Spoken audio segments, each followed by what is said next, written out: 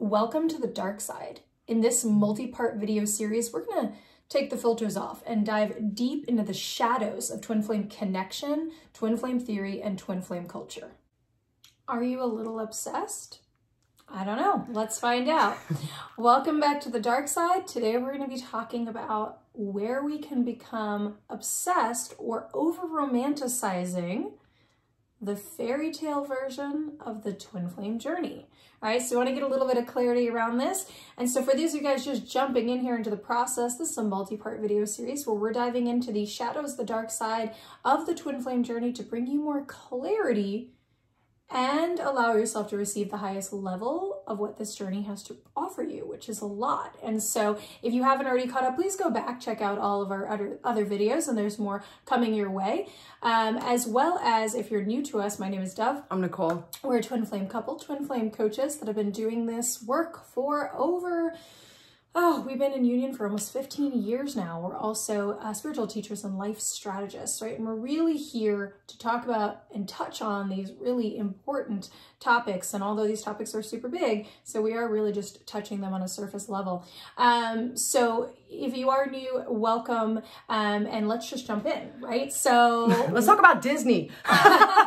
Oh my God. You know, when you think about just the fairy tale that we all believed when we were younger and some of the distortions, right, that we witnessed on what love should look like, what a relationship should be like, you know, and then hearing some of the, you know, the information that's out there, people, you know, messaging us, you know, stating that you guys aren't twin flames because it should be perfect harmony and, you know, it's not messy and I'm just like, to the contrary, twin flames are very messy, incarnate in very hard situations, which we are also going to talk about. But this fantasy that it should be perfect and trying to hold that expectation allows for many of you to be in so much shame, doubt, fear, not allowing yourself to be the most divine version of yourself, connecting with a partner that friggin' loves you and that's going to go to any length to be with you and love you, which is part of the fairy tale, but it is work. This is not luck.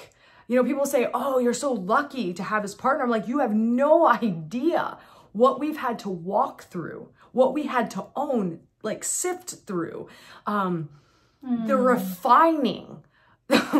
Imagine two swords, the refining of us in our shadow and divine nature and the mirroring.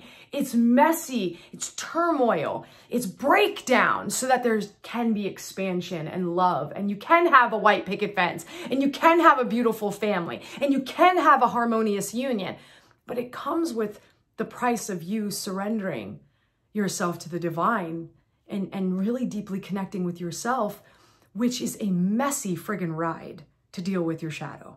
Absolutely. And so here is where we can get in our own way, right? So a lot of the twin flame journey, you've heard us say this before, perhaps, and maybe you're new to us, you know, a lot of it is going to be about pushing off and releasing old paradigm templates, old ideas about what things are supposed to look like. If you come running into this going, okay, I'm now superimposing twin flame journey with, you know, Disney romance as a child, and this is the perfect, highest version of all of things, that you don't go through challenges, that, as Nicole said, you can't be twin flames if you've ever hurt each other, you don't have the same fingerprints, you don't, whatever, I just had to throw that in, but guys, that stuff is nonsense, right? Like, you know, if you go through any turmoil of your own, if it's messy, all of that, then you get really confused and you go through a lot of suffering. But when you get that attachment, right, and you conflate these topics, a lot of pain can come from that. Yes. Right? You can be really, really, really uncomfortable. And the other thing about I want to take this in layers, because the obsession piece, who I'm really, really speaking to, and it's not about shaming yourself, it's about owning so that you can transmute and step up to your next level and actually have what it is that you're looking for,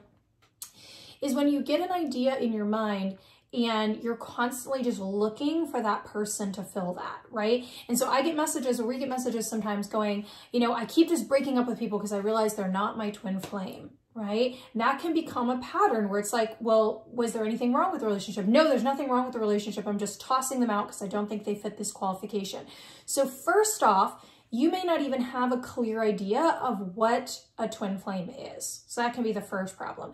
Second, if you've got an amazing divine connection in front of you, you've got a good relationship in front of you, and you're not being called to somebody else in particular, then you might want to pause, right, and do some of your work, because most likely there's something else there going on, right? We don't want, the twin flame journey is an incredible, profound journey, right? And we talk about the secrets to the twin flame journey in our free program that is linked here, or link in the bio, depending on where you find this, that you can grab, right? We'll talk about it again at the end. But you want to allow this journey to really bring you into your power. Yes. It really can. It really does. It really is designed to. If it's not, there's some things going on, right? You're going to want some guidance. You're going to want some clarity to break down what's going on, okay? So, that's one thing to consider. The fairy tale aspect is where we can impose an idea that, again, is maybe not true for the journey, and then we can feel really, really, really like deflated. Our perspective around the journey. Another comment we get a lot from you guys is, why is it so hard? Why would we come together? Or why would I know who this person is just to suffer, right? And that goes to a lack of perspective, which we also talk about this in this amazing free intensive for you guys that I want you to pick up. So that's a lack of perspective. There is something missing where you're getting disempowered. Now, a lot of energy is moving, so I know you guys are really getting it with this, right? This is really shattering your belief systems. If you feel disempowered, I'm going to say this as a whole right now, because Spirit is really talking. If you feel disempowered at any given moment, most likely what you're navigating in that moment is a need for a shift in perspective, or the activation of a wound. You're looking at through your life through a wound or a story, okay, or a trauma. Yes. So you're never really disempowered. It is going to be a need for a perspective shift, or a need to tend to a wound that is going on. Okay, so I really need to say that, because we're getting pretty deep and I'm feeling you guys really activated. All right. So could you maybe get obsessed with a topic or a concept to fulfill and meet all of your, right? If you're like, oh, this will fix all of my problems, this will make everything better, okay? Then we know there's a bit of a distortion happening there, right? Now, we went over to the fairy tale. If you're like, man, this just totally sucks, I want to throw this whole thing out the window, then we know there's a perspective shift that needs to happen, right? Now let's talk to another scenario, just so I can credit some of you guys, because if you're going, oh no, am I just obsessed? When Nicole and I, for those of you guys that don't know our story, we've been together almost 15 years. And at some point we had a separation, okay? And we had a physical separation, and in that physical separation, we were facing divorce. Yep. And during that time, I could feel my whole intuitive self, right? And we talked about this in the last video. You've got to do your work to be able to hear and listen to yourself. Yes. Okay, that is so massively critical to your twin flame journey. All right, so I'm no longer sugarcoating this, guys. Like, you need to do the work. Like, do the work. You don't know what doing the work is? Message us and we'll tell you, right? We've got programs, we've got coaching. I'm not kidding anymore, right? It's really, really critical because there's so much suffering that happens, right? So, okay, so here I am. We're separated.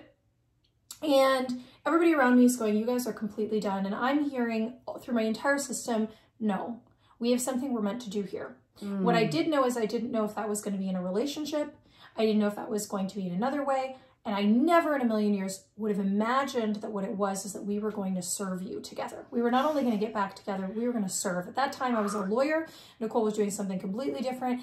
And, my life was in a different space. But what I did is I tried to ignore that voice, and it cost me a lot. And I surrendered eventually to that voice. I surrendered to that, and I allowed the connection to unfold through my own self-care, right? And so I'm bringing that up because some of you guys might say, like, well, am I obsessed, right? Am I just obsessed with the concept? Am I just projecting this onto another person?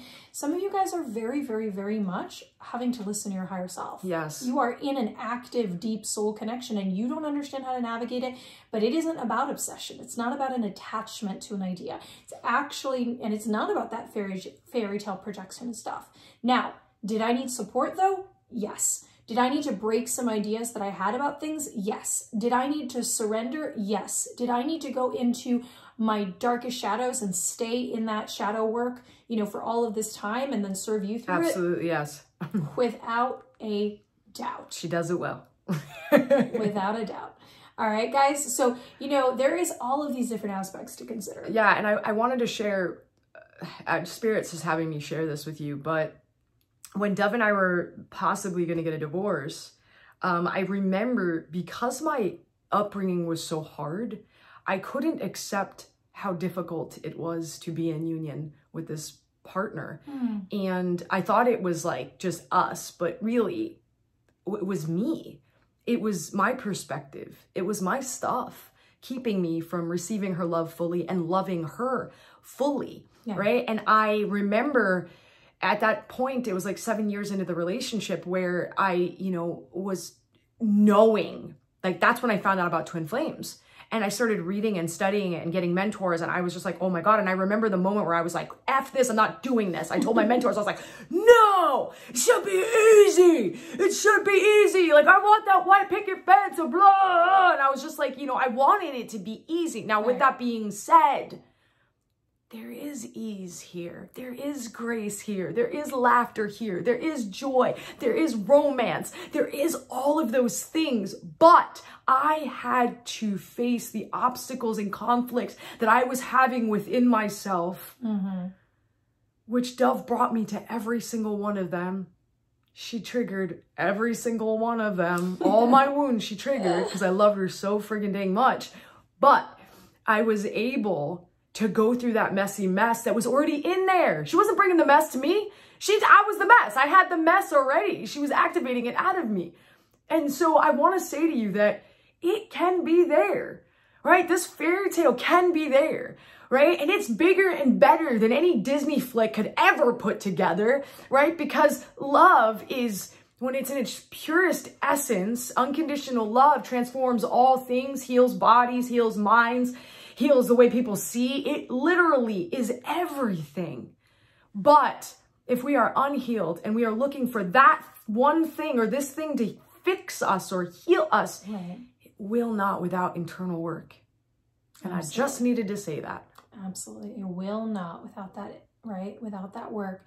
And so, you know, again, everything, as we said in the very, very first video of this series, everything has both a truth and its shadow inversion. Yes. Right? And so you've got to dig around. You got to dig around in that space and do that work. So this is a big one. Maybe listen to this video a few times. Understand where you fall on the spectrum. Don't create judgment. You know, don't throw everything out all at once. Know that we're just touching the surface of this very big topic. If this has served you, please make sure that you let us know, what your biggest takeaway is in the comments. Make sure that you, if you haven't already, grabbed that absolutely amazing Secret to the Twin Flame Journey program that we have for you guys absolutely free. If you guys have already done that, maybe remind other people to grab it in the comments if you've liked it and enjoyed it. And we'll catch you guys just a little bit here with our next video, and we'll continue on the dark side. Bye. Bye.